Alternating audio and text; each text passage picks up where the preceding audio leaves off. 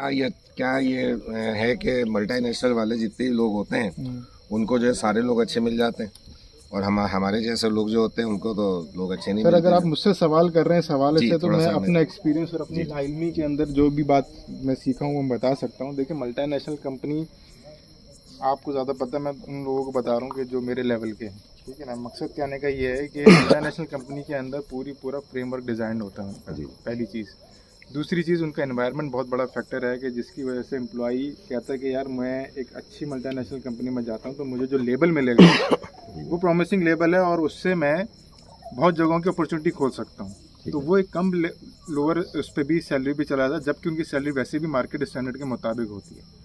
जो new commerce होते हैं, जो स्टार्टअप्स होते हैं, जिनके पास बजट नहीं होता और उनके साथ एक्सपीरियंस, अगर फर्स्ट करें बजट आ गया, एक्सपीरियंस नहीं होता, तो वो मार्केट से लड़के इन एक्सपीरियंस कह लें, एक्सपीरियंस जब उठाते हैं तो मार्केट के लड़के जो होते हैं वो उस बिजनेसमैन से ज़्यादा मैच्योर होते हैं। तो वो लूप होल देख लेते हैं ओनर के दरमियान कि यार ये बंदा जो है ना मुझे पकड़ता नहीं मेरी गलतियों पे, या मुझ पर बहुत ज़्यादा रिलाई करता है, तो वो फिर उससे वो ब्लैकमेल होना शुरू हो जाते हैं। मेरा अपना एक दोस्त है, वो उसने एक बंदे को हायर किया, बहुत बिलियनर पार्टी, 40-50 लाख रुपए उसने बिजनेस स्टार्ट करने में लगाया और एक बंदे पे उसने रिलाई किया और वही बंदा उसको डिच करके चला गया, क्योंकि उसने देखा उसको पता ही नहीं, तो जो बात बोलो अच्छा ठीक है तुम सही कर रहे हो, क्योंकि मार्केट का वो होता है। तो लेबर से मुराद, मेरा कहने का मकसद ये था कि जो वो कंपनियां जो स्टार्ट कर रही हैं और बहुत दरिया दिल रखती हैं इंसानियत के ऊपर, तो उनको थोड़े मसाइल पैदा हो जाते हैं। तो ज़रूरी नहीं अल्लाह जिसको हाथ रखना चाहे वो तो फिर कहीं भी निकल जाए, क्योंकि उनका फ्रेमवर्क डिज़ाइन नहीं होता है। उनकी कुछ चीज़ें, ऑफिस में आना है, कितने बजे आना है, कितने बजे पंच होगा, टाइम अटेंडेंस मशीन का कोई कॉन्सेप्ट नहीं है वहाँ पे। सब चीज़ें मैनुअल, उनको पता होता है, सब चीज़ सिस्टम से चल रही, बंदा कुछ ना भी बोले सिस्टम पकड़ लेगा उसको। या ठीक है। अब बिल्कुल सही है, आपने एक बात की तो मैंने वहाँ से बात करके चल रहा था, मुझे आपका इम्तिहान नहीं ले रहा था। ये सब चीज़ें बड़ी ज़रूरी होती हैं डिस्कस करना। होता ये है कि हम लोग जो है ना, जो बिजनेसमैन है, बिजनेसमैन कौन कहलाता है? बिजनेसमैन वो कहलाता है जो बिजनेस को चलाए। ये उसको समझाने के लिए एक बात बताता हूँ कि जिस तरह एक अच्छा मशीन मैन होता है ना, वो मशीन जो चलाता है कि मशीन को कितने बेहतर तरीके से चला सकता है, मशीन के अंदर कितने प्रोडक्टिव बना सकता है मशीन को, मशीन का बिहेवियर जानता है, मशीन की चीज़ें समझता है और मशीन को लिए अपने लिए बड़ा प्रोडक्टिव बनाता है। जो जितना ज़्यादा मशीन से प्रोडक्टिविटी लेगा वो उतना अच्छा मशीन मैन कहलाता है। बिल्कुल, है ना। हम उसको मशीन मैन इसलिए कहते हैं कि वो मशीन अच्छी चलाता है। अब हमारी बात आती है कि हम बिजनेसमैन किसको कहते हैं? बिजनेसमैन हम उसको कहते हैं जो लोगों को चला सके। बिल्कुल ऐसे ही है ना। अब जिस तरह IBA में आपको पढ़ाया जाता है, IBA से बिजनेसमैन तैयार करके निकल रहे होते हैं, इसके अंदर आदमी को ना वहाँ पे बिहेवियर किसी को नहीं सिखाते, ह्यूमन बिहेवियर। बिजनेस नाम है ह्यूमन बिहेवियर सीखने का, ह्यूमन लोगों को हैंडल करने का नाम बिजनेस है।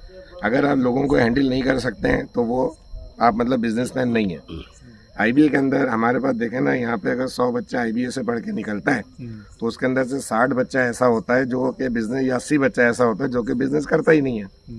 और उसके बाद जो उसको सब्जेक्ट पढ़ाया जाता है वो उसके अंदर उसको पढ़ाया जाता है ह्यूमन, वो बिजनेस एंड फाइनेंस पढ़ाया जाता है, उसको HR पढ़ाया जाता है, उसको मार्केटिंग पढ़ाई जाती है, उसको सप्लाई चेन बनाया जाता है, उसको जो है प्रोडक्शन पढ़ाई जाती है, उसको इस तरह के सारे सब्जेक्ट हैं। तो ये सारे सब्जेक्ट पढ़ने के बाद बंदा जो है ना वो जाके बिजनेस के रोबोट का कोई पार्ट बन जाता है जाके, है ना। उसने तो बिजनेस तो सीखा नहीं, बिजनेस नाम है ह्यूमन, लोगों को इस्तेमाल करने का। अच्छा, अब जब ये यहाँ पे जाके लगता है ना इसके ऊपर ये, तो वो ये बिज़नेस का जैसे रोबोट है ना, तो मुख्तलिफ बिज़नेस के रोबोट में मुख्तलिफ पार्ट IBA से निकले और मुख्तलिफ पार्ट जो है ना वो जाके लग गए। इस रोबोट को चलाना वो काम है बिजनेसमैन का। अब इस रोबोट को चलाएगा कैसे? अच्छा, बिजनेस कौन लोग चला रहे हैं? बिजनेस चला रहे हैं लोग, मशीन मैन की शक्ल में, फाइनेंस की शक्ल में, मार्केटिंग वाले की शक्ल में, HR की शक्ल के अंदर है आपके एक्सपर्ट, जितने एक्सपर्टीज़ हैं, एक्सपर्ट जितने, उन एक्सपर्ट्स की एक्सपर्टीज़ को इस्तेमाल करना बिजनेसमैन को आना चाहिए। बिजनेसमैन को अगर फाइनेंस अगर आता है, उसने फाइनेंस पढ़ा IBA से करके, तो फाइनेंस करेगा, बाकी मार्केटिंग कौन करेगा? अगर मार्केटिंग करेगा तो फाइनेंस कौन करेगा? तो HR या वो सारी चीज़ों के अंदर एक्सपर्ट हो, ऐसा पॉसिबल नहीं है। तो बिजनेसमैन जो है ना ये सारे लोग रखता है और इन सब की एक्सपर्टीज़ को एक्सपर्ट की एक्सपर्टीज़ को इस्तेमाल करना आना चाहिए। अब मल्टीनेशनल जो है ना, मल्टीनेशनल कंपनी जो सक्सेस कंपनी है या जो कंपनी जो काम कर रही हैं, बड़ी कंपनी है जो, वो क्या करती हैं, ह्यूमन नेचर समझती हैं, ह्यूमन हैंडलिंग समझती हैं। हर आदमी बेचैन होता है इस वक्त, पूरा यूथ जितना है ना, वो कहता है कि मैं किसी सूरत से MBA कर लूँ, IBA कर लूँ और जाके जो है ना मैं BBA कर लूँ, MBA करके मैं किसी मल्टीनेशनल में सही वीडियो सही नहीं, मेरे को जॉब मिल जाए, उसकी ख्वाहिश ये है। और जितना बिजनेसमैन है वो कहता है कि किसी सूरत से मैं अपने कंप्लाइंस पूरे करूँ और मैं किसी मल्टीनेशनल का वेंडर बन जाऊँ, ठीक है। ये तो अब वो आखिर वो हमारी क्यों ख्वाहिश है कि हम वहाँ पे जाएं? वहाँ पे पैसा अच्छा दे रहे हैं, वहाँ पे आदमी को शश के बहुत अच्छे दे रहे हैं। हम वो मल्टीनेशनल वो पैसे देती है जो हमारा जैसा बिजनेसमैन देने की ख्वाहिश भी नहीं कर, देने का सोच भी नहीं सकता। हम 50-60 हज़ार रुपये देते हैं, वहाँ पता लगता है उसका 4 लाख रुपए से उसकी तनख्वाह वहाँ पे शुरू है। हम 4 लाख रुपए क्यों नहीं दे सकते? वो भी तो वही काम कर रहा है। इसको हमको समझने की हमें इसकी समझने की ज़रूरत है। हमें जो है ना, हम लोग जो है ना पैसा बचाने के ऊपर तवज्जो देते हैं सारी।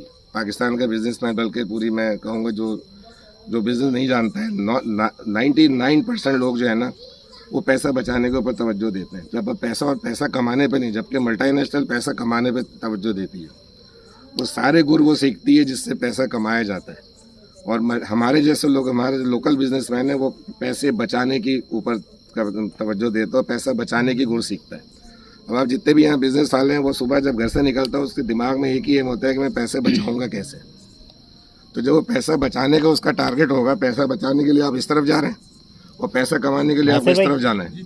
जब आप इस तरफ जा रहे हैं तो आप तो पैसा बचाने की तरकीबें तो मतलब सोचेंगे ना, पैसा कमाने की तरकीबें नहीं सोचेंगे। पैसा कमाने के लिए आपको उसको पैसा अच्छा देना पड़ेगा। आपको कहते हैं ना कि man, machine and material and management, इन चारों चीज़ों से पैसा जो है ना कंपनी के अंदर गिरता है। और हम इन चारों चीज़ों के अंदर हम जो है ना उसके अंदर बचत करके उसके सुराख को पतले से पतला करते रहते हैं।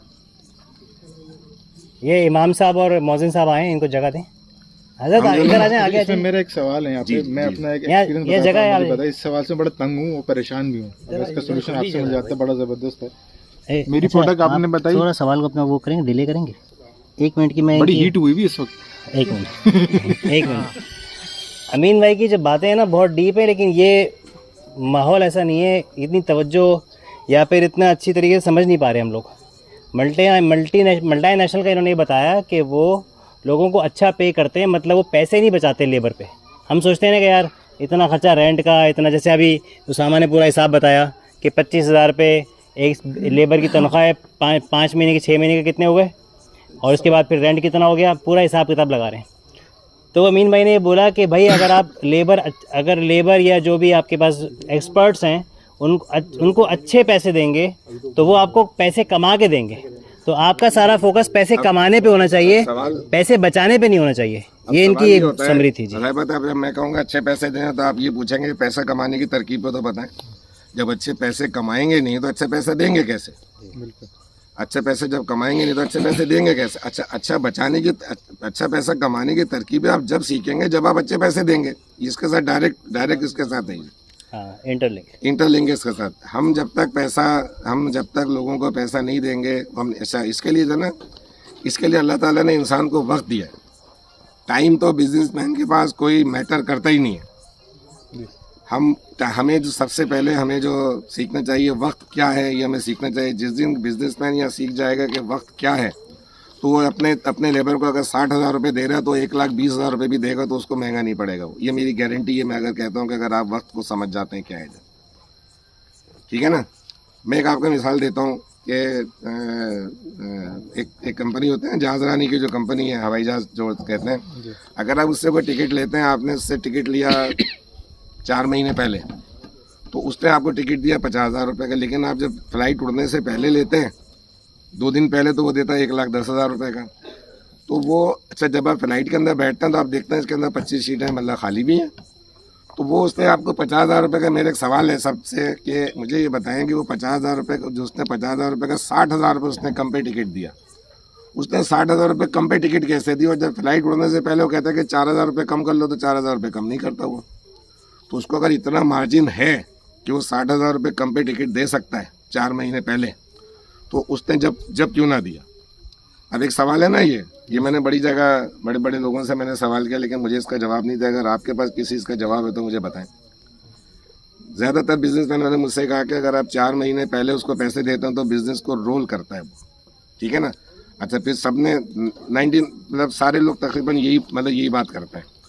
तो वो अगर 4 महीने पहले हम बिज़नेस को उसको करके अगर हम वो उसको रोल करता है, अगर 50,000 रुपये उसने दिए, तो अगर पर मंथ अगर 2% बैंक से ले लेगा तो उसको 2% देना पड़ेगा। तो वो मतलब वो बनेगा 2% बनेगा 8% 4 महीने 4 महीने का 8% हो गया, तो कितना हो गया 16,000 रुपये। सही। तो 16,000 रुपये के एवज में वो हमें क्यों 60,000 रुपये का उसने डिस्काउंट दे दिया, फिर भी उसको वो 44,000 रुपये फिर भी नुकसान में। तो एक सोचने वाली बात है ना। मतलब रोलिंग इसका आंसर नहीं है। रोलिंग इसका मतलब है, रोलिंग इसका आंसर नहीं है। इसका आंसर भी है क्या? वक्त को कैश कर रहा है, डिमांड सप्लाई होगा। वक्त नहीं, वक्त की यूटिलाइजेशन। वक्त को कैश कर रहा है।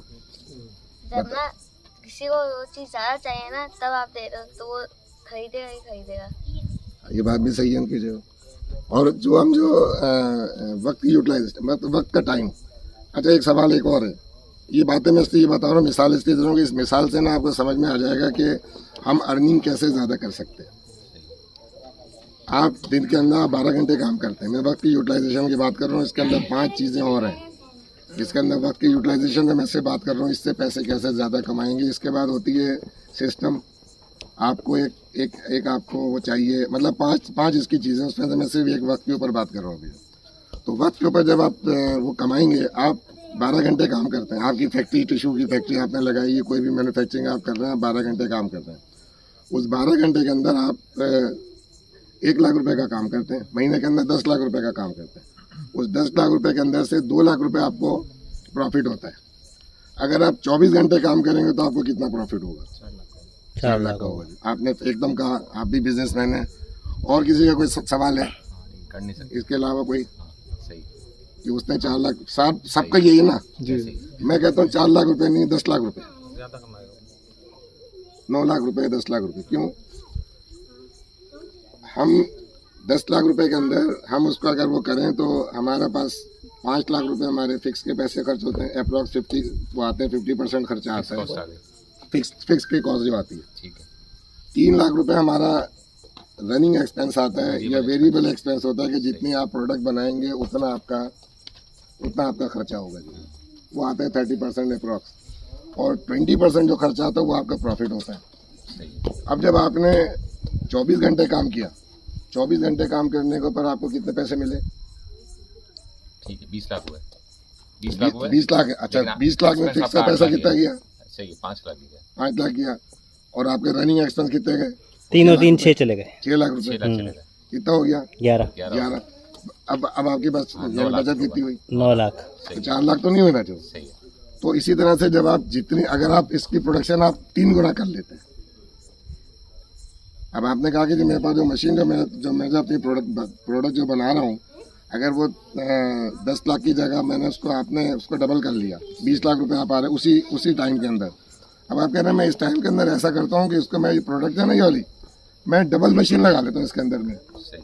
2 मशीनें लगा लेता हूँ, या मैं हाई स्पीड मशीन लगा लेता हूँ। जो मेरी 10 लाख की प्रोडक्ट बन रही है, मेरी वो प्रोडक्ट बनेगी 20 लाख रुपए की।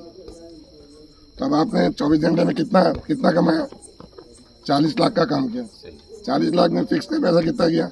उतना ही। फिक्स तो उतना ही गया। फिक्स तो उतना ही गया। बिल्कुल सही। रनिंग एक्सपेंस कितने गए? 12 लाख रुपए। बिल्कुल सही है। ठीक है ना? सही। 12 लाख और 5 लाख कितना हो गया? 17 लाख। 17 लाख। आपको बचत कितनी हुई? 23 लाख। अब आपकी प्रोडक्ट की कॉस्ट कहाँ आएगी? बहुत नीचे आ जाएगी। अब आप तो पहले आप प्रोडक्ट की 20% कॉस्ट कम हो जाएगी तो फिर आपकी सेल बढ़ जाएगी। सेल बढ़ जाएगी सेल बढ़ गई तो इसकी कॉस्ट, सेल बढ़ जाए, प्रोडक्शन बढ़ जाए, आपके ग्राहक बढ़ जाए, या आपकी प्रोडक्शन बढ़ जाए। बरकत क्या होती है? हम कहते हैं एहसान भाई, बरकत क्या होती है? बरकत उस एक्सपेक्टेड मुनाफे से ज़्यादा मुनाफा होना, उसको हम बरकत कहते हैं। किसी भी अगर आप कहते हैं कि मेरे को 20% बच रहा है, आपने कैलकुलेट किया जो मेरे को 20% बच रहा है, और उसके अंदर आपको 40% बच जाए, तो कहते हैं अल्लाह ताला ने बरकत डाल दी। पैसा कहाँ से बच रहा होता है ये आपको नहीं पता होता। तो अल्लाह ताला ने बरकत डालने कहता है तुम ये काम करो बरकत होगी, तुम ये काम करो बरकत होगी, तुम ये काम अगर करते हो अल्लाह की रज़ा के लिए करते हो तो बरकत होगी।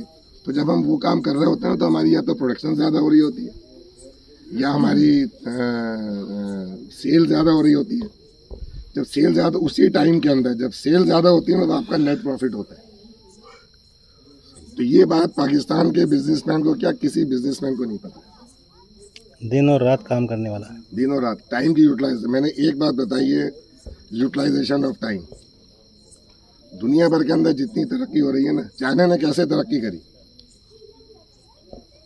मेरे पास अभी कोविड आया ना, मेरे पास मशीनें लगी थी तो उसके अंदर कोविड आया, चीज़ें आई तो मतलब कंपटीशन बढ़ गया, चीज़ें बढ़ गई। तो अब हमने क्या किया कि हमने कहा इसको लोगों को कैसे कम्पीट करेंगे, रेट हम कैसे कम देंगे। भाई आप रेट कम दोगे तो लोग आएंगे ना आपके पास। हमने क्या किया, हमने एक मशीन और लगा ली, हमारे रेट नीचे आ गए। हमारे रेट नीचे आ गए। जब रेट नीचे आ गए तो हमने कम्पीट कर लिया। चाइना में जब चाइना के अंदर 1.25 अरब की आबादी थी महोदय तक, जब वो वहाँ पे कंपनी में काम नहीं करते थे लोग, उस चाइना के अंदर चाइना ने कैसे तरक्की करी। ना वहाँ पे मटेरियल था, ना वहाँ पे टेक्निकल तौर पे वो लोग साउंड थे, ना वहाँ पे मशीनरी थी, ना वहाँ पे टेक्नोलॉजी थी, ना वहाँ पे इंफ्रास्ट्रक्चर था, कुछ जो नहीं था। उसने दुनिया के जो तरक्की याफ्ता ममालिक थे उन सबको बीट कर दिया उसने। कैसे कर दिया उसने, कभी आपने सोचा है? सस्ती लेबर। नहीं, लेबर तो वहाँ की महंगी है, इलेक्ट्रिसिटी महंगी है, लेबर भी महंगी है। वहाँ पे जो टैक्सेस भी इतनी छूटते हैं जितनी यहाँ पे हम लोग टैक्सेस चोरी करते हैं, उतना तो वहाँ पे टैक्सेस भी नहीं है। अगर वहाँ की लेबर अगर सस्ती होती तो दुबई में लेबर में काम करती नजर आती। अगर पाकिस्तान से कंपेयर करें ये बात भी सही है। तो वहाँ पे लोग मतलब वहाँ पे दुबई में काम करते नजर है। इसका मतलब है कि लेबर महंगी है, इसका मतलब है कि इलेक्ट्रिसिटी महंगी है। मैंने खुद सर्वे किया चाइना जाके, सिर्फ इस बात की स्टडी के लिए मैं गया था। तो उसने पूरी दुनिया के लोगों को कैसे मात दे दी। उसके पास मैन पावर ज़्यादा था। मैंने तो एक ही मशीन लगा के सस्ता दिया ना। सही है। भाई पहले मैं 20 लाख रुपए का काम करता था, 10 लाख रुपए मेरे फिक्स का खर्चा था, मैंने एक जो मशीन बढ़ा ली। अब मैं 30 लाख रुपए का काम करता हूँ, मेरा फिक्स का पैसा तो वही था, मेरी प्रोडक्ट कॉस्ट नीचे आ गई। चाइना ने अपने सारे लोगों से काम करवाया। वहाँ के जो माओजे तंग, वो चौनलाई जो था, चौनलाई वहाँ के वजीर आज़म था, माओजे तंग वहाँ का लीडर था, उसने सबको इस बात के लिए मोटिवेट किया कि काम करो। जब सारे लोगों ने काम करना शुरू कर दिया तो उस चाइना ने तरक्की कर ली। अमेरिका के अंदर 2 करोड़ लोग हैं ओरिजिनल, 2 या 2.5 करोड़ हैं ओरिजिनल, बाकी सारा का सारा गैर मुकामी है। अमेरिका ने कैसा, अगर वहाँ पे 2 लाख, अगर वहाँ पे 2 करोड़ वहाँ का मुकामी होता कि अमेरिका ऐसी तरक्की कर सकता था? उसने वहाँ पे सारी दुनिया से उसने टैलेंटेड काम के लोगों को बुलाया। जब वो काम के लोग वहाँ पे आए तो उसकी प्रोडक्शन बढ़ गई। जैसा मेरे प्रेस के अंदर 2 की जगह 3 मशीन लगा के मैंने किया तो उसने वहाँ पे 2 करोड़ की जगह 32 करोड़ लोग हो गए, वहाँ पे 34 करोड़ लोग हो गए। तो चाइना के अंदर 1.5 अरब की आबादी, 1.25 अरब की आबादी थी उस जमाने के अंदर। तो काम खाली जो है वो 1 ही अरब करते थे। जब उसने पूरे लोगों को काम के ऊपर लगा दिया तो प्रोडक्ट की कॉस्ट कहाँ जाएगी। उन्होंने एक्सपोर्ट किया तो चाइना से सस्ता कोई दे नहीं सकता। ये वो वजह थी जिसकी वजह से चाइना ने पूरी दुनिया में कम्पीट किया। तो मैंने आपको वक्त के ऊपर बात बताई। इसके अंदर 5 मेरे पास चीज़ें हैं। 5 चीज़ें अगर जहाँ का बिजनेसमैन समझ लेता है, सुनते तो सब हैं, अगर समझ लेता है 5 चीज़ें, तो मैं कहता हूँ, मैं इस बात की गारंटी करता हूँ कि उसको मल्टीनेशनल बनाने से दुनिया की कोई ताकत नहीं रोक सकती। नंबर 1 है उस्ताद बनाए, अपना कोई मेंटोर बनाए, मतलब किसी को अपना गाइड बनाए। बिजनेस का मशवरे के लिए आदमी रखें, कोई अपने से मशवरा वसीयत करेंगे तो बेहतर होगा। सबसे बुनियादी बात ये। तो अल्लाह ताला ने कुरान में हदीस है कि अगर आप जंगल में 2 आदमी भी सब, अगर 2 आदमी भी हैं तो एक को अपना गाइड बना लें। आप गाइड उसी को बनाएंगे जो ज़्यादा बेहतर जानता होगा जंगल के मुताल्लिक। अगर 50 आदमी तो 50 के अंदर आप इलेक्ट करेंगे किसको मैं जंगल में वो बनाऊँ, गाइड किसको बनाऊँ। तो 50 में जो सबसे बेहतर जानता होगा तो उसको आप उसका अपना गाइड बनाएंगे ना, अमीर बनाएंगे। तो अब अमीर बनाएंगे या रहनुमा बनाएंगे। तो दुनिया का कौन सा ऐसा काम है जो बगैर रहनुमा के, बगैर गाइड के, बगैर कंपास के चलता हो? एक काम मुझे बता दें, बगैर उस्ताद के चलता हो, एक काम बता दें। सिर्फ बिजनेस है, बिजनेस बगैर उस्ताद के चलता है। बिजनेस से बगैर उस्ताद के चलता है। आप पायलट की किताब पढ़ते हैं, उसके बाद आप जाके को पायलट लगते हैं। आप इंजीनियरिंग की किताब लगते हैं, उसके बाद आप जाके किताब थ्योरी पढ़ने के बाद आप असिस्टेंट इंजीनियर लगते हैं। आप मेडिकल की किताब पढ़ते हैं, मेडिकल की किताब पढ़ने के बाद जो है वो इंटर्नशिप करते हैं, हाउस जॉब करते हैं। लेकिन बिजनेस एक ऐसा वाहिद वो है जो आप पढ़ते हैं और पढ़ने के बाद जाके सीधा आप जो बिजनेसमैन जाके लग जाते हैं। तो वैसे ही है कि आप थ्योरी की किताब पढ़ें और जाके ऑपरेशन करना शुरू कर दें, थ्योरी की किताब पढ़ें और जाके हवाई जहाज उड़ाना शुरू कर दें। तो सबसे बड़ी खराबी है कि सबसे पहली बात है कि अपना एक मेंटोर, अपना एक गाइड, अपना एक वो रखने की ज़रूरत है। दूसरा है वक्त। व्हाट इज़ वक्त? वक्त क्या है इसको समझे। मैंने वक्त की अभी आपको थोड़ी सी मैंने ब्रीफ दी है, इससे ज़्यादा ब्रीफ गाइडेंस की ज़रूरत है। उसके बाद है system. What is system? System क्या है? दो तरीके से आप कारोबार कर सकते हैं, एक अपनी सवाबीत पे करें या सिस्टम की पीठ पे सवार करें, आप अपनी सवाबीत पे सवार करें। अल्लाह ताला हमसे कितने पढ़ें कोई हिसाब ही नहीं है ना, कोई हिसाब हम कैलकुलेट भी नहीं कर सकते। अल्लाह ताला का कौन सा ऐसा काम है जो अल्लाह ताला बगैर सिस्टम के करते हैं? सिस्टम को उर्दू में कहते हैं निज़ाम। अल्लाह ताला का कौन सा ऐसा काम है जो बगैर निज़ाम के, और हम बिजनेस जो है ना बगैर निज़ाम के करते हैं, बगैर सिस्टम के करते हैं। दुनिया की कोई बड़ी कंपनी ऐसी नहीं है जो बड़ी हो गई हो जिसने सिस्टम पे काम ना किया। तीसरी बात, चौथी बात है वर्क बिफोर टाइम। अगर आप वक्त से पहले काम करते हैं, वक्त से पहले काम करने के लिए आप ये जो मैंने कहा ना, आपका जो हवाई जहाज वाली मैंने कहा कि जो वक्त से पहले उसने बुकिंग कर ली, वक्त से पहले बुकिंग करने के ऊपर उसको इतना उसका प्रॉफिट इतना बढ़ गया। अगर वक्त से पहले काम नहीं करता उसका प्रॉफिट इतना नहीं बढ़ता। उसने एडवांस बुकिंग कर ली। तो अल्लाह ताला ने जब अपना आखिरी मज़हब बनाया ना, तो अल्लाह ने पूरे पहले भी 4 आसमानी किताबें, 107 आसमानी सहीफे और सारी चीज़ें ये रही ना। जब अल्लाह ने अपना आखिरी मज़हब बनाना चाहा, तो अल्लाह ने पूरी कायनात में नज़र डाली कि मैं किस चीज़ से मज़हब बनाऊं ताकि इसके बाद इससे बेहतर मज़हब बन ना सके और इससे अच्छी चीज़ होनी। और आखिरी मज़हब का नाम फिर अल्लाह ताला ने उसको दिया। तो अल्लाह ताला ने जो चीज़ इंसान को जो अल्लाह ताला को नज़र आई ना, तो दुनिया कायनात में सबसे बेहतर चीज़ वो थी भलाई। अल्लाह ताला ने भलाई से लेके मज़हब बना दिया। और भलाई इसको कहते हैं, कॉर्पोरेट लैंग्वेज में भलाई कहते हैं उस काम को कहते हैं जो बिला वजह किया जाए, वक्त से पहले किया जाए और उसका आपको भलाई किसे कहते हैं? भलाई और उस काम को कहते हैं जो बेलॉस की जाए और उसका आपको अजर बाद में मिले। तो कॉर्पोरेट लैंग्वेज में वर्क बिफोर टाइम ये भलाई है। भलाई से बेहतर कायनात के अंदर कोई चीज़ नहीं है। और वक्त से पहले काम करना, अगर आप वक्त से पहले काम करते हैं तो आपको जो है उसका प्रॉफिट, और आप वक्त से जितना पहले काम करेंगे आपका प्रॉफिट उस कदर ज़्यादा होगा। अगर आपको 100 रुपये में 20 रुपये अगर आपको बच रहे हैं ना, अगर आप वक्त से पहले करेंगे तो 30 बचेगा, वक्त से और पहले करेंगे तो 80 बचेगा। मैं कहता हूँ इवन आपको अगर मटेरियल 80 रुपये का लग रहा है और 20 रुपये की बचत, अगर वक्त से पहले काम करेंगे आपको हो सकता है 30 भी बच जाए। ये मैं आपको ये प्रूव करता हूँ। मैं कभी वक्त आता ये भी प्रूव करूँगा। और हो सकता है कि आपने अगर वक्त से जितना पहले आप काम करेंगे उतना ज़्यादा फ़ायदा होगा, उतना ज़्यादा प्रॉफिटेबिलिटी बढ़ जाएगी। इसके और भी बहुत सारी मिसाल है मेरे पास। तो 5वां जो है ना, मतलब ये वक्त का इस्तेमाल। एक वक्त से पहले काम करना। वक्त क्या है? What is time? What is time? वक्त से पहले काम करना। सिस्टम और ये मतलब मेंटोर बनाए। 5 आइटम है। अगर 5 आइटम बिजनेसमैन सीखता है ना, मैं कहता हूँ कि उसको दुनिया के अंदर मल्टीनेशनल बनने से दुनिया की कोई ताकत नहीं रोक सकती। ये मैं 5 बातों को प्रूव करता हूँ। ये वक्त से पहले टाइम काम करना को प्लानिंग कहते हैं ना। वक्त से पहले काम कि करने के लिए आपको पता है कि आम आने वाला है मई के महीने में, तो आप फरवरी के महीने से उसकी सारी ब्रांडिंग, मार्केटिंग सब कुछ शुरू कर दें। पहले काम करने के 2-3 तरीके हैं जी, जो बुनियादी बातें हैं ना। जी। वक्त से पहले काम करने के लिए आपको मीटिंग करनी पड़ती है। Meeting, planning. अगर आप मीटिंग में प्लानिंग करते हैं, इसके अंदर वक्त से सारे पहले काम हो जाते हैं। हम मीटिंग किसके करते हैं? मीटिंग सिर्फ इसलिए करते हैं कि हम आइंदा आने वाले, मीटिंग का मकसद क्या है? दुनिया की कोई भी मीटिंग में उसका मकसद ये होता है कि हम आइंदा आने वाले काम के ऊपर हम बात करें और आइंदा आने वाले काम के नुकसानात को कम करें, उसके अंदर प्रॉफिटेबिलिटी बढ़ा लें। सब एक पेज पे आ जाए। सब एक पेज पे आ जाए। अल्लाह ताला ने ये, इसकी इतनी बड़ी इंपॉर्टेंस है कि अल्लाह ताला ने जब दुनिया के अंदर कोई भी मज़हब आता है, अल्लाह का कोई भी मज़हब, सबसे पहले अल्लाह ताला ने मीटिंग प्लेस बनाई। मीटिंग इतनी इस कदर ज़रूरी है। अल्लाह ने अपने सबसे पहले एक मीटिंग प्लेस बनाई और उसके अंदर उस मीटिंग प्लेस पे आना अव्वलीन इबादत का दर्जा दिया उसको। हम मज़हब को समझे, अल्लाह ताला को क्या होते कि अल्लाह ताला बाजमात नमाज हमसे पढ़वा रहे हैं। दुनिया की मल्टीनेशनल कंपनी ना सारी सिर्फ मीटिंग की बुनियाद पे चलती हैं, सिर्फ मीटिंग की बुनियाद पे चलती हैं।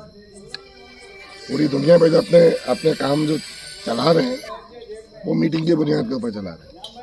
उस मीटिंग की वजह से चला रहे हैं पूरी दुनिया के अंदर। अगर लंदन में बैठते हैं, लंदन में बैठ के अगर पूरी दुनिया के अपने कारोबार हैंडल कर रहे हैं, सिर्फ मीटिंग की वजह से कर रहे हैं, ह्यूमन हैंडलिंग की वजह से कर रहे हैं। इंसान को बिहेवियर समझते ही इंसान को चलाने का फन उनके पास आता है। इंसान चलेगा कैसे वो बहरहाल ये इस टाइप की बातें हैं। तो ये जो मकसद ये था कि ये जो हमें अगर अच्छा बिजनेसमैन बनना है ना तो हमें ह्यूमन हैंडलिंग हमें आनी चाहिए और ये जो 5 चीज़ों का इस्तेमाल हमें आना चाहिए। हमें ईमानदारी से काम करना चाहिए, नो डाउट। वो वाली बात भी तो बताएं, वो फियर और इंसेंटिव वाली, जो डर और वो जो एक वो होता है ना उम्मीद कि अल्लाह ताला ने जन्नत तो बहुत सारी बातें हैं। नहीं ये बहुत है, ये बता दें। मैं अमीन भाई से पहली मीटिंग की थी, हमारी मीटिंग 6 घंटे चली थी। वो एक बात से मुझे बस बताएं कुछ। ना मीटिंग पर ही चलती है दुनिया, मीटिंग, हाँ मामला। भाई देखे ना इंसान ने तरक्की कैसे करी, मीटिंग से। आपसे मुझे याद आ रहा था कि कुरान करीम अल्लाह ताला फरमाता है कि अल्लाह ताला ने तमाम अरवाह को जमा किया, मीटिंग हुई उस वक्त भी कि मैं तुम्हारा रब नहीं हूँ, अलस्तु भी रब्बिकुम, मैं ही तुम्हारा रब नहीं हूँ। तो उस वक्त भी ये आपकी मीटिंग वाली बात से है ना, मीटिंग है वो भी मतलब 5 वक्त मीटिंग है। हुजूर सल्लल्लाहु अलैहि वसल्लम अल्लाह ताला के भेजे हुए नबी, उनको अल्लाह ताला की पूरी हिमायत हासिल थी 100%। उसके बावजूद उनको पहाड़ के दामन में मीटिंग करनी पड़ी। मेराज पे बुलाया मीटिंग। तो दुनिया के अंदर इंसान जो तरक्की करते हैं ना वो मीटिंग की बुनियाद के ऊपर करता है। और अगर आपके पास मीटिंग नहीं, आज आप मतलब मीटिंग कर रहे हैं ना, ये इसके अंदर शेयरिंग है, शेयरिंग हम करते हैं ना। इंसान ने शेयरिंग से तक वो करी। हम जितनी बातें भी करते हैं, जितनी भी हम बातें करते हैं, हम सिर्फ शेयरिंग कर रहे होते हैं। अगर हमारे पास लैंग्वेज नहीं है तो हम शेयरिंग नहीं कर सकते। इंसान और जानवर में फ़र्क क्या है? इंसान तरक्की कर सकता है और जानवर तरक्की नहीं कर सकता। बनमानस इंसान, चल हम शेर चीते हाथी को नहीं लेते, उनके तो साख्त अलग है, सब चीज़ें अलग है, लेकिन बनमानस से हमें तो कोई फ़र्क नहीं है। मैं डार्विन की थ्योरी के ऊपर नहीं जा रहा, उस तरफ ना ले जाइएगा बात को। जानवर तरक्की, हम अशरफुल मखलूक़ात क्यों हैं? हम सिर्फ अशरफुल मखलूक़ात इसलिए हैं कि हम तरक्की कर सकते हैं और दुनिया की सारी मखलूक, कोई भी मखलूक तरक्की नहीं कर सकती। हम अपना आज अपने गुजरे हुए कल से बेहतर कर सकते हैं, दुनिया की कोई मखलूक ये काम नहीं कर सकती। अब हम देखते हैं कि अगर हम अशरफुल मखलूक़ात हैं तो हमारे में और जानवर में फ़र्क क्या है? 2 कंप्यूटर काम कर रहे हैं, एक कंप्यूटर अच्छा काम कर रहा है और एक कंप्यूटर हल्का काम कर रहा है, तो यकीनन उसके अंदर कोई पार्ट ऐसा लगा हुआ होगा, कोई ट्रांजिस्टर लगा होगा, कोई इसके अंदर कोई आईसी ऐसा लगा होगा जिसकी वजह से वो बेहतर काम कर रहा है, अपग्रेडेड होगा ना। उसमें कोई पार्ट एक्स्ट्रा लगा होगा, कोई नई चीज़, कोई उसमें फ़र्क होगा, एडवांसमेंट होगी, यकीन एडवांस कुछ ना कोई पार्ट की शक्ल में होती है, मतलब वो जो होगी एडवांसमेंट होगी, पार्ट की शक्ल में होगी। हम उसके अंदर वो करते हैं कि हमने कहा चलो ठीक है, हम बनमानस से कंपेयर करते हैं। बनमानस भी इंसान जैसी है, 100% वैसी है ना। उसने तरक्की क्यों नहीं करी? मेरी बात है, समझिएगा, बड़ी अच्छी बात है। अगर समझ में आए तो बड़ी उसमें मीटिंग का आपको सही मकसद पता चल जाएगा। उसने तरक्की क्यों नहीं? हम कहते हैं पहले हमने एक इंसान को भी लिटा लिया और बनमानस को, उसको हमने वो किया, पहले बाहर से देखा सारी चीज़ें, वैसे एक अंगूठे का फ़र्क है और अंगूठे की वजह से तरक्की नहीं हो सकती।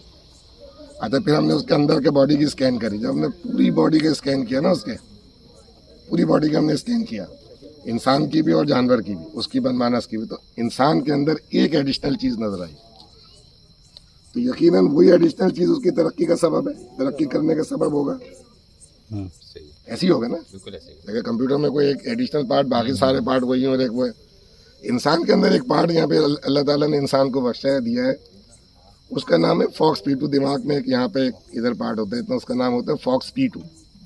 ये फॉक्स P2 इसका क्या काम करते हैं? फॉक्स P2 जो है इंसान को लैंग्वेज बोलने की सलाहियत देता है, बोली बोलने की सलाहियत देता है। तो इसका मतलब है कि वो बोली बोलना जो है, लैंग्वेज बोलना जो है, वो इंसान की तरक्की का सबब है। अब वो कैसे सबब है? जब अल्लाह ताला को अपनी बात इंसान तक पहुंचाने की ज़रूरत पड़ी तो अल्लाह ताला ने इंसान के दिमाग में एक फॉक्स P2 दिया ताकि किताब पढ़े और समझा सकें और बोल सकें। किताब पढ़, जब बोलेगा जब ही तो लिखेगा ना। तो पहले अल्लाह ताला ने बोला, उसके बाद फिर अबू हुरैरा रज़ी अल्लाह ताला ने मतलब कुरान लिखा। जो पीछे बैठ के लिखते थे, ये एहसान भाई बताएंगे सही। सूरह रहमान की जो इब्तिदाई आयत है उसमें यही अल्फाज हैं। तो इसका मतलब ये है कि बोली बोलना। अच्छा, हम जब तक अगर बोली, इसका मतलब है कि इंसान ने तरक्की करी, बोली बोलने से तरक्की करी। ये वाली आयत सुन लें इनसे ज़रा। जी जी।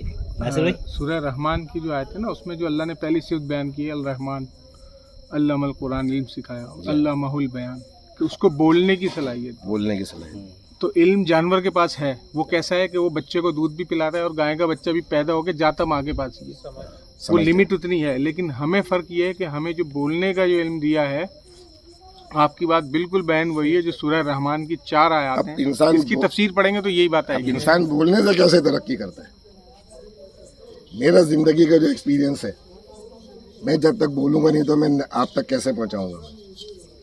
मेरी सारी ज़िंदगी का तजर्बा मैं आपको 2 मिनट के अंदर बता सकता हूँ। बोलने की सलाहियत है। अल्लाह ताला जो आलमों का इल्म जानने वाला आलिम है, उसने अपनी सारी ज़िंदगी का तजर्बा, अल्लाह ताला तो खैर हमेशा से है, उसने इंसान के लिए कुरान दिया। अब कुरान के अंदर सारी आलमों का इल्म है। अगर हमें लैंग्वेज नहीं देते तो क्या हम उसको समझ सकते थे? और दुनिया की कोई भी किताब, इंसान ने जो तरक्की करी ना, मादी तरक्की, सारी तरक्की, जो किसी भी टेक्नोलॉजी के अंदर जो इंसान ने तरक्की करी है, उसके अंदर इंसान ने किताबें पढ़ के करी है। पिछले लोगों के एक्सपीरियंस से वहाँ से काम शुरू किया जहाँ से पिछला एक्सपीरियंस ख़त्म हुआ था उसका। जो कोई भी आदमी राइटर, दुनिया की कोई भी किताब है, कोई भी दुनिया की किताब है, उसके अंदर राइटर अपनी ज़िंदगी का तजर्बा लिखता है ताकि आइंदा आने वाली नस्लें उससे फ़ायदा ले सकें। इंसान की तरक्की का सबब ही है लैंग्वेज। अच्छा, जब तक हम स्कूल में जाके मीटिंग नहीं करेंगे तो हम कैसे सीखेंगे? हम किसी के पास जाएंगे नहीं, मीटिंग नहीं करेंगे तो हम कैसे तरक्की करेंगे, कैसे सीखेंगे?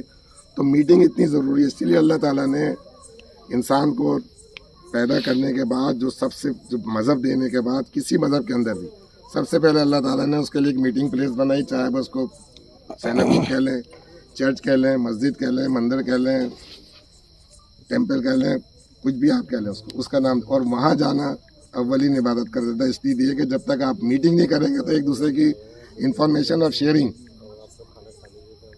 को आप कैसे, इंफॉर्मेशन को आप कैसे शेयर करेंगे? तो ये मीटिंग इतनी ज़रूरी है। आज की जो मीटिंग है ना, हो सकता है अब सब लोगों ने बात करी कि भाई किसके पास क्या हुनर है, क्या चाहिए। मैंने आपको बात बताई, हो सकता है आपकी काम की बात हो, इससे आप तरक्की कर रहे हैं, इससे अंदर बेहतरी जाए। सबको पता है, मतलब भाई साहब ये काम करते हैं, भाई साहब ये काम करते हैं हमारी ये भाई, इस पर ही बड़ी लंबी बात है, लेकिन फिर कभी करेंगे। तो मेरा ख्याल तो ये है कि इतनी ज़रूरी है। और हमें ह्यूमन, अगर हम बिजनेसमैन हैं ना, तो हमें ह्यूमन नेचर सीखनी चाहिए। और वो कुरान के अलावा कहीं नहीं सिखाई जाती, मजहबी किताबों के अलावा कहीं नहीं सिखाई जाती। Human nature, human handling. Quran कुछ देर के लिए अगर हम कुरान अपने दरमियान में से निकाल दें तो हम अल्लाह की बात मानेंगे नहीं ना? नहीं। इसका मतलब है कि कुरान के अंदर ऐसी चीज़ मौजूद है जो अल्लाह ताला हमें अपने रास्ते चला रहा है। अगर हम कुरान से चीज़ें सीखेंगे तो हम लोगों को अपने रास्ते चला रहे हैं, क्योंकि सबकी नेचर तो एक ही होती है। तो दुनिया में कामयाबी जो है ना, वो इंसान को अपने रास्ते चलाने के लिए, जो जितने ज़्यादा लोगों को अपने रास्ते चलाता है उतना कामयाब होता है। इस वक्त यहूदी पूरी दुनिया के लोगों को अपने रास्ते चला रहा है, इसलिए वो कामयाब है। और बिज़नेस के अंदर आप जितने लोगों को अपने साथ सिंसेरिटी के साथ चलाना आप सीख लेंगे, आप उतने बड़े बिजनेसमैन होंगे, उतना बड़ा उन लोगों का नसीब आपसे जुड़ जाता है, रिस्क जुड़ जाता है। मतलब बहुत सारी बातें, मजहबी तो बहुत सारी मजहबी बात। मैं आपको ये बात ये लोगों को साथ चलाने के लिए अपनी लालच खत्म करनी पड़ेगी ना, कि सारा प्रॉफिट बस मुझे मिल जाए, मैं लोगों को थोड़ी सैलरी दे दूँ बस। हमको ना, मैं अभी और बातें करूँगा तो थोड़ी सी वो ज़्यादा हो जाएंगी। जी जी।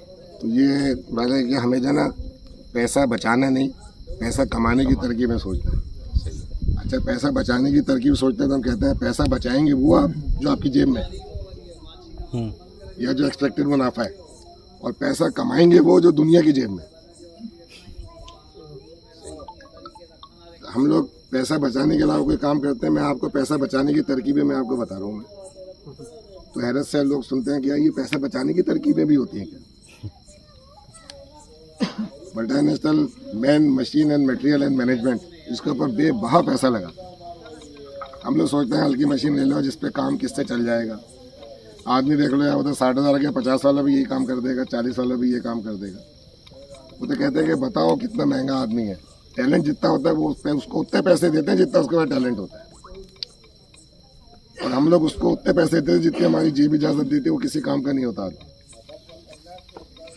तो ये है बारह एहसान भाई, जज़ाकल्लाह बहुत शुक्रिया, बहुत मज़ा आया। शुक्रिया, बहुत वक्त ले लिया। कोई बात नहीं, कोई बात नहीं।